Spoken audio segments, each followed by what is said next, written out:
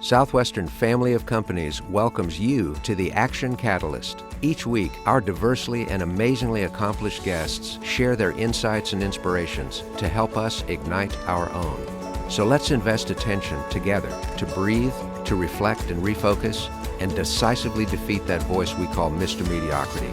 Then let's enjoy moving forward to make a positive difference in our world. Privileged to be your host, this is Dan Moore.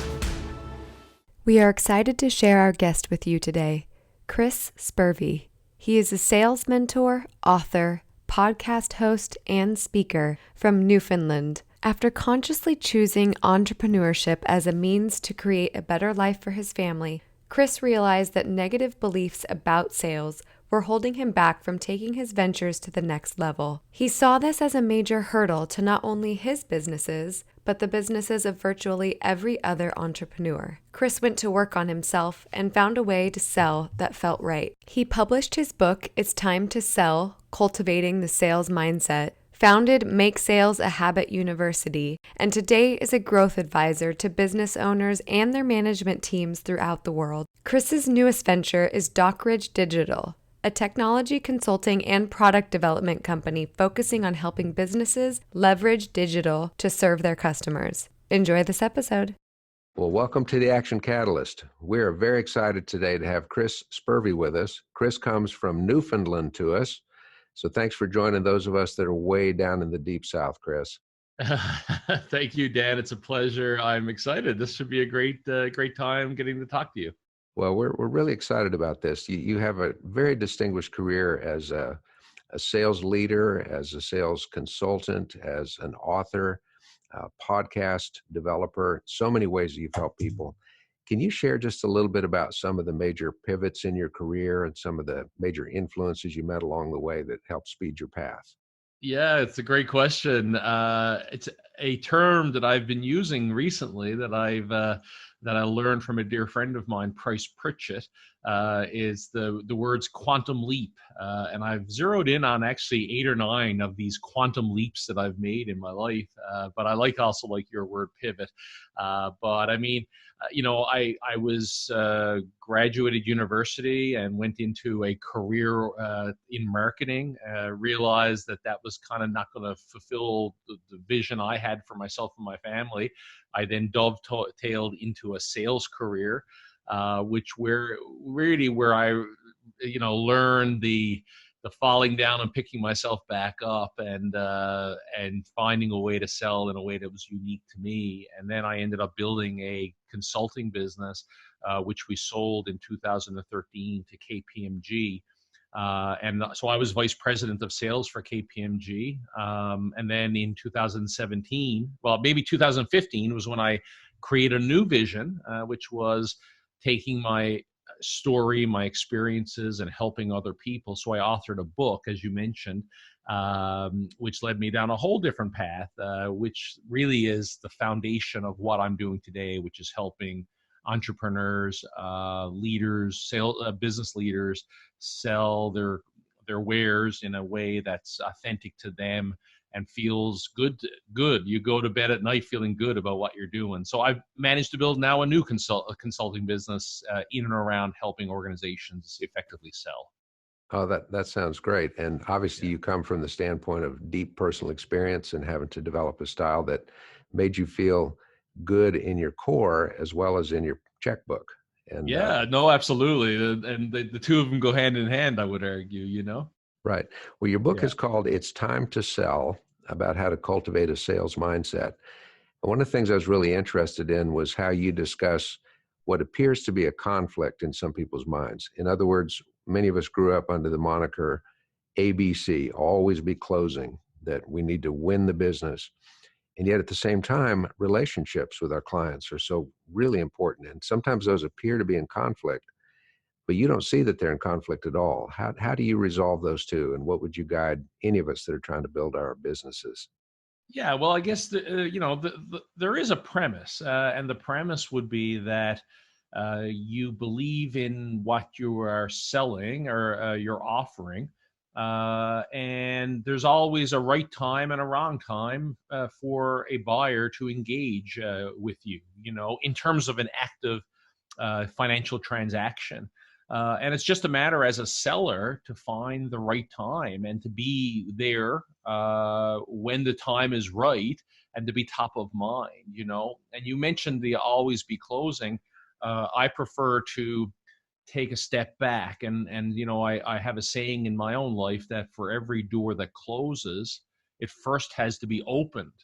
And so let's, as human beings, focus on the open, which is the building of a true win-win, authentic, genuine relationship where you are problem solving and being of service to your prospective buyer, helping them make a decision in their best favor, best interest. And if that decision is in your favor as the seller, then great, that's the reward. But I think, I truly believe the reward comes as a result of piling on the service. I believe it was Earl Nightingale used to say, there's a lot of people out there sitting in front of the cold fireplace waiting for heat, and they don't realize they need to pour on the wood in order for it to get the heat. So I believe as entrepreneurs, as sellers, our focus should be on the piling of the wood, which is the service end of the spectrum. Does that make sense? Yes. Yeah. So putting service out there before rewards eventually leads to the rewards, and in fact is its own reward. Yeah, you got it. Well, that's exactly right. The reward comes from the mindset that you've actually solved someone's problem, and that'll show up in your checkbook, as you mentioned. But you know, and I don't want to be sounding too Pollyanna, if that's the right word, but I think what I have proven is that when you truly do engage in that mindset, I've never found somebody who's not rewarded. So let's stay focused on the service end of the spectrum. Right. You also said it's important that you believe in your service, that you believe in your product, that you believe in yourself. We have an ancient saying in our business that selling is really a transference of feeling. And if my feeling is, if I win, you lose, that's going to transfer. If my feeling is, you win, I lose, that's going to transfer. But it has to be a we both win. Otherwise, there's no point in us having a business relationship. That's right. Exactly. And I think that sales historically has gotten a bad name because of the fact that people are being hired as quote unquote salespeople, and they're out there doing stuff they don't necessarily believe in. And that's what dictates tactics that go against human nature. And that's why it's bubbled up to a point where so many people are fearful of sales, because they actually believe it's something that they have to do to people versus something they do with people. To advance both goals, which is so important. In fact, one of the really good things about social media and the prevalence of reviews is I think it's raised the level of salespeople's game, because there's no point in a transaction that you basically take the money and run, because you can never run away from social media. No, that's right. It's so true. Yeah, we're living in a far better day and age where you can't hide from being inauthentic and non-genuine and forcing yourself on people and over promising and under delivering, all of these things. You can't run. And because it will catch up with you. The great boomerang of life will eventually swing its way around and knock you really hard. Yeah, that's very, very true. I like the way you put that, the great boomerang of life. Chris, you've been extremely successful, and it'd be pretty easy for somebody from the outside to say, well, obviously he never hit any obstacles. He never hit any roadblocks. He's had it easy. Of course you have. Can you describe maybe some of the feelings you had when you were just trucking right along, and then all of a sudden, bam, against something you were not expecting, just a roadblock. You couldn't see it around it. You couldn't see under it. You couldn't see through it. What mindset did you adopt? What's the best way to happen when you just hit this unexpected stop? Yeah, I think it's a great question. I mean, and I've had these obstacles. I've shared on multiple podcasts before something that I actually never shared a whole lot until I got in front of a microphone. Growing up, I never had a very solid money blueprint.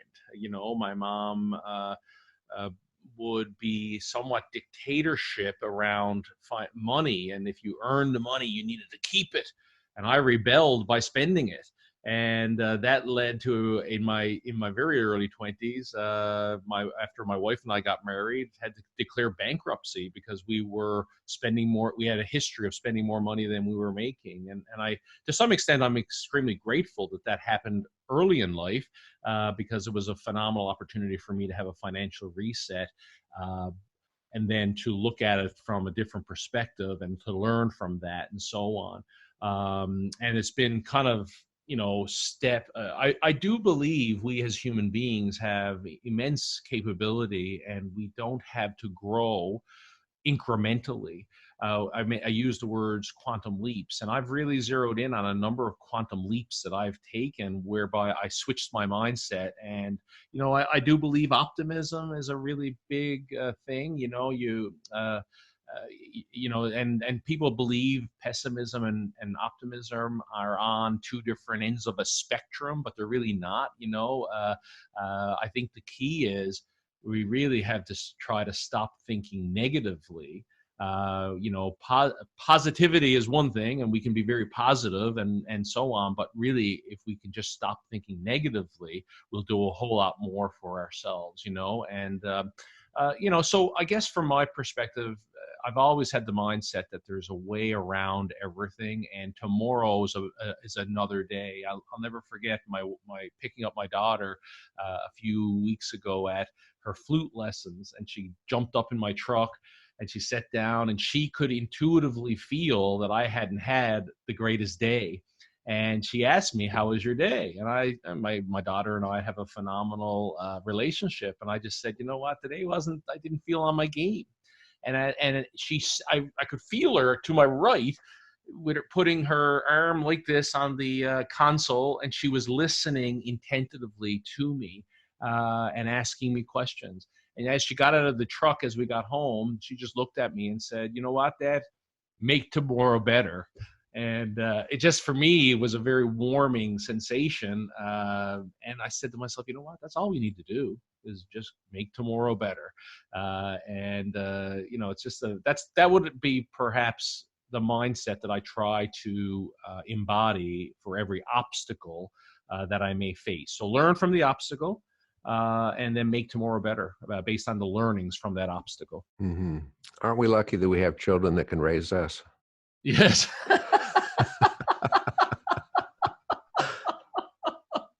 So true. Yeah, yeah. My daughter is very special. She has this intuitive ability, and I would love to believe she gets a little bit of it from me, but maybe it's my wife. I don't know.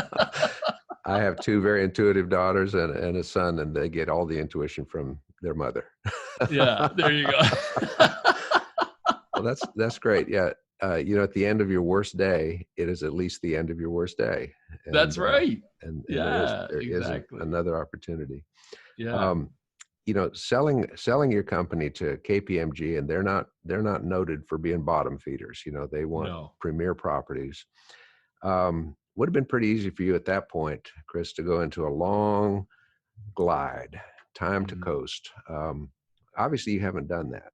How do you keep your edge? How do you keep growing and striving when the bottom tier or several tiers of that hierarchy of needs are completely met and fulfilled? I think it's a wonderful question, and I think you are. We all have inside of us this hidden desire to be growing, and you know, I've heard somewhere along the way, and I don't exactly remember where, but if we're not growing, we're dying. And it's because the passing of time will eventually take its course, you know. And all we have is our minds and our ability to get out there every day and just give it our best shot. I also believe we have inherent within us some deep strengths that, you know, whether you call it God or you call it the universe or you call it whatever, you've been gifted with those strengths, and it's our jobs to bring our best selves to the world. So I guess for me, I've always been, from a very young age, observing my dad and my mom, and I need to back up. And my mom, maybe she did give me that money blueprint that I had to really quickly come to grips with and change. But she just shared immense positives with me as well, and the servitude and always be serving mindset is something that I certainly got from my mom. So I'm always looking for ways to grow. I never stop. I just am constantly in search of ways to improve myself and improve the people around me. So the acquisition, I mean, yes, that was a leveling up in my life. But once I leveled up and felt the goodness of that leveling up, I was on to my next thing. I don't even know if it was an hour later. I was thinking, what's next, right? And oh yeah, no, I never even stopped to breathe. So I think it's just a mindset, and I think we all have it inside of us, and we all need to have that desire for a better tomorrow than we have today. Right. I think that's awesome. Albert Schweitzer said, if you can find the intersection between your talents and the needs of the world, that's where God wants you. Absolutely. And I think that's really what you're saying there in a great way. I love that. That's outstanding. Do you have a morning routine, Chris, a kind of a habit pattern in the morning? Could you share that with us? I do. And it's something near and dear to my heart that I learned. I mentioned early in the show, Price Pritchett. Price is the author of U Squared. He owns a consultancy out of Dallas, Texas, called Pritchett. Focuses in on mergers and acquisitions and change management, but he also authored in the late 1980s this book called U Squared, which is a cult following. Anyway, through the U Squared and his subsequent Quantum Leap strategy book, he outlined a pursuit ritual. And maybe if you'll allow me, we talked about how you always try to be improving, always striving for a better tomorrow than you have today. Well, it all starts with picking an aiming point. And so you pick an aiming point, and then you start taking action towards the achievement of the aiming point. And then you work on yourself basically you grow yourself into that aiming point, and then you start tracking. So this is a pretty simplistic formula towards achieving your aiming point. Now, inside the mind work is a ritual that I personally follow to answer your question. Every morning I get up and I read my goal. Okay. And for me, it's a vision. I have a one-page vision that I read, which is to me tomorrow that I want, but it's written in the present tense. So I read it. It's full of energy, emotions, all the senses and so on. I read that. I then look at a couple of pictures which depict me having achieved my aiming point. And what I do is I take my finger and I lightly trace around the edges of that picture. Now, what does that actually serves a purpose, because I'm feeling and I'm seeing myself in the picture. And then what I do after I do that, I then take a few seconds, and I always know while I'm doing it, I'm going to get insights. I'm going to get ideas. And I believe someone said ideas are like slippery fish. If we don't spike them, they're going to move away. So I write down the ideas, and then effectively my day begins. And I just know that these ideas, these inspirations that come to me in that routine that you've asked me to talk about, and I apologize that this is long. Not at all. Those ideas find their way into my life and into the success pattern that I'm building from that point forward, right? Right. Yeah. I could tell you a story if you like, but for me, it gives me goosebumps of something most recently that's happened to me. If you'd like, please do share that, because our whole show is about insights and inspiration, and your personal story is a big part of that. So, at the base of our brain is something you may have heard of it, Dan, called the reticular activating system. And the reticular activating system it basically filters the things that we see, smell, taste, and touch. And it filters them based on stuff that we value, stuff that we may find is dangerous, and just certain things that might catch us off guard. It's why when you're driving down the road and I just bought a brand new Toyota 4Runner a few days ago, and I've been noticing a whole pile of white Toyota 4Runners ever since I drove home that day. And it's because of my reticular activating system, right? So the routine I just described is all about engaging that reticular activating system around that aiming point where you'd like to go. All right. So that's why you trace it and you write down your insights and so on. January 3rd of this year, I was just after reading the book, The One Thing by Gary Keller. It's a phenomenal book if no one's read it, if for people who haven't read it. And in the book, he talks about benchmarking and trending. And the whole concept of benchmarking is if you have a goal, find somebody who's achieved the goal and then reverse engineer how they did it. And so January the 3rd, I wrote down that I wanted to reverse engineer this gentleman who I never knew from Adam, Price Pritchett, in Dallas, Texas. So I spent then a few hours in my January slow time in winter Newfoundland, analyzing Price's website, reading his books. I'm looking at my bookshelf, 30 handbooks over on my bookshelf. And I reverse engineered everything he did around mergers and acquisitions and change management and so on. August the 28th, I wrote down in my insights journal that I'd like to reach out to Price and I'd like to introduce and invite him to my podcast. So I found his LinkedIn profile and I went on his LinkedIn profile and it said to reach out to his daughter, Kim, for inquiries. So he did that. Silence. Never heard for 2 months. All of a sudden, about 3 months ago now, a guy by the name of Chuck Bradford, reached out to me and said, I'm vice president of Pritchett. I'd love to have a chat with you. So we ended up having a conversation about Pritchett. And what I learned was Price was 78 years old and trying to figure out where to go with his business. 2 weeks later, I'm in Dallas, Texas, sitting with Price, strategizing about the future of Pritchett.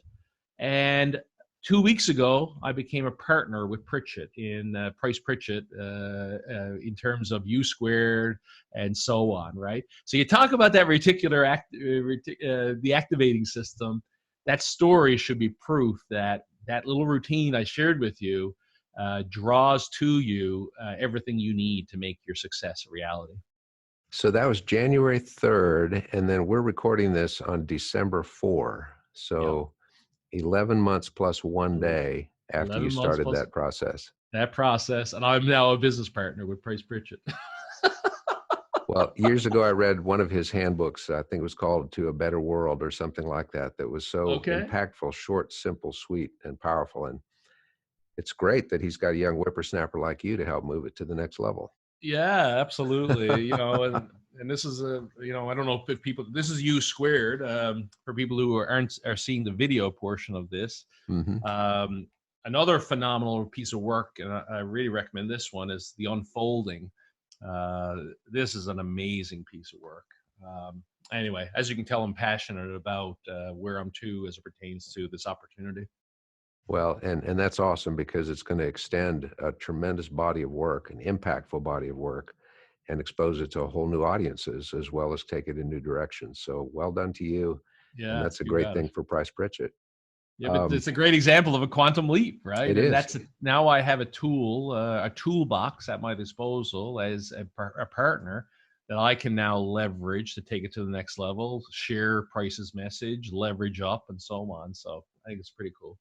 Well, and to point out to our listeners, as you were going through that morning routine, you take these visions and these aiming points and you say them out loud and you say them with emotion. You see the image, you trace it with your fingers. So you pull all of our different senses and our ways of learning into that process instead of just a singular one, which is only taking a couple of the arrows out of our quiver. So I think that's awesome. Yeah, absolutely.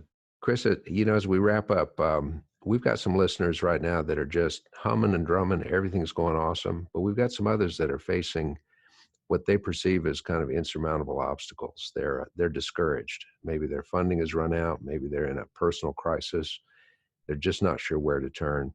What words would you have for somebody who's looking at the hand they've been dealt and they have not a single face card? What would you recommend?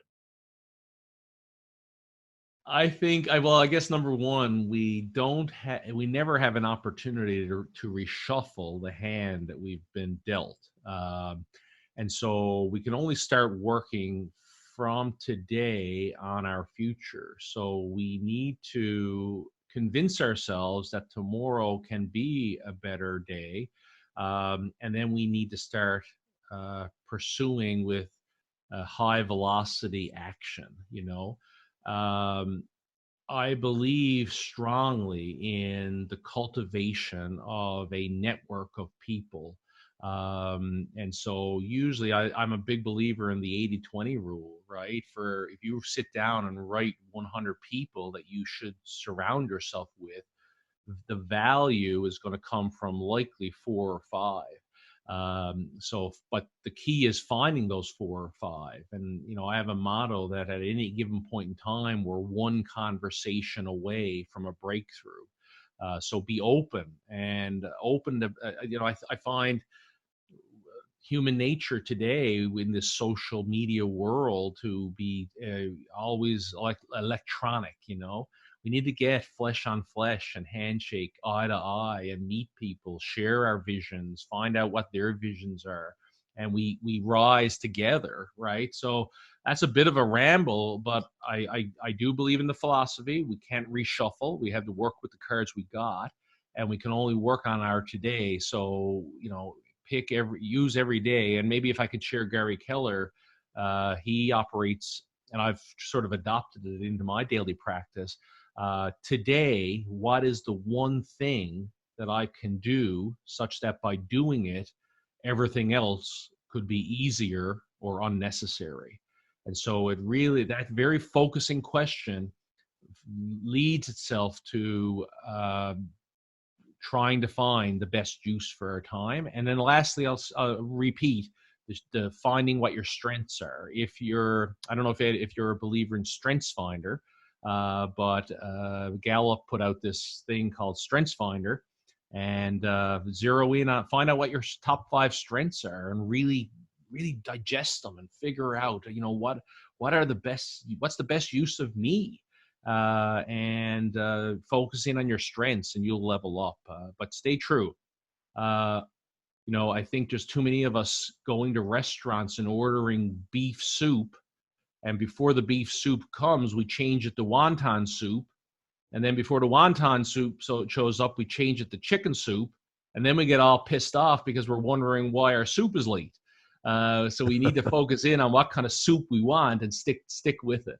And I apologize if I swore there, but I'm passionate about sticking with the aiming point that we want. It's about focus. It's about singular awareness. And then all of those emotional, physical, mental resources all come together. So it's great. Chris, thank you so much. This has been an enlightening, incredibly rapid time to have this conversation. And we are very grateful for you. Oh, I'm grateful to you. We got deep fast, so that was excellent.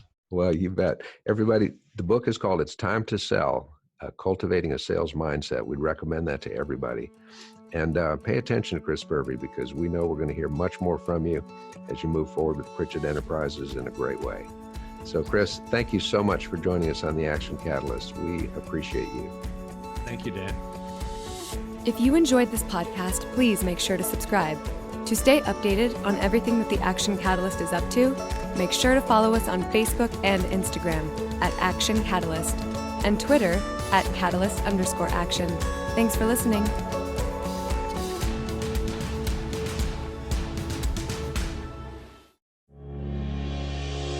This episode is sponsored by Southwestern Travel Group.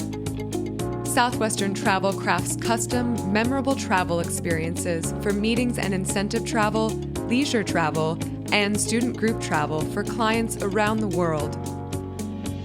We connect travelers to memorable destinations and life-enriching experiences through personalized counsel and management of all the travel details. Our team of travel advisors design itineraries and experiences to best match with you and your group's travel style and interests. Southwestern Travel goes above and beyond to elevate your corporate events and personal trips. To bring your next inspired event or leisure trip to life and receive a free destination guide, go to www.southwesterntravel.com/action.